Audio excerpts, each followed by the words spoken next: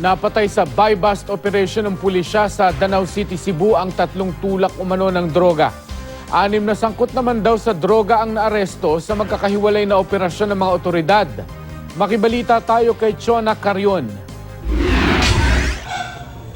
Hindi na naisalba pa ang buhay ng 3 lalaking ito matapos umanong manlaban sa buy-bust operation ng pulisya sa Danau City, Cebu.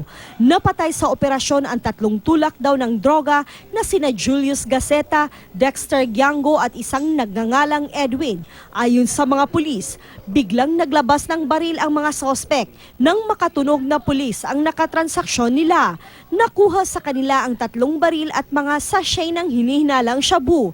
Natukoy ng pulisya na supplier daw ng mga sospek ang isang drug personality na nakakulong na sa Lapu-Lapu City Jail. Makikipag-ugnayan sa Lapu-Lapu City Jail ang Danau City Police. Sa ilalim ng PNP Oplan Double Barrel Reloaded, 27 na ang napapatay sa mahigit 600 operasyon ng pulisya. Mahigit 1,000 sangkot umano sa droga ang naaresto, habang mahigit 1,500 ang sumuko. Sa hanay naman ng pulisya, 2 na ang nasugatan sa mga operasyon. Sa pagpapatuloy ng mga operasyon kontra droga, sinalakay ng mga otoridad ang isang abandonadong bahay sa Cainta, Rizal kagabi. Tumambad sa kanila ang iba't ibang aparato, makina at kemikal na ayon sa PDEA ay karaniwang ginagamit sa paggawa ng shabu. Pinaghahanap na ang mga nasa likod ng nadiskubring paggawaan umano ng shabu. 4 naman ang naaresto sa drug raid sa isang bahay sa Caloocan City. Ang isa sa mga sospek na aktuhan pang bumabatak daw ng droga habang nag-aalaga ng kanyang mga anak.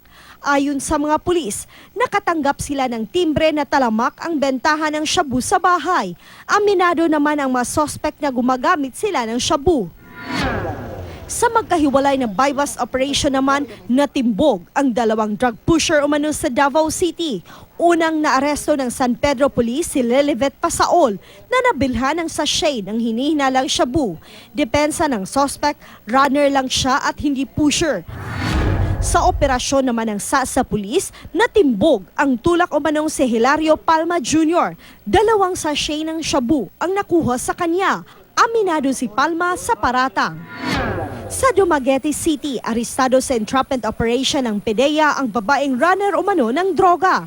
Nakuha kay Marie Sheen Tolentino ang 11 pakete ng hinihinalang shabu. Ayon sa suspect, galing ang droga sa loob ng Dumaguete City Detention and Rehabilitation Center.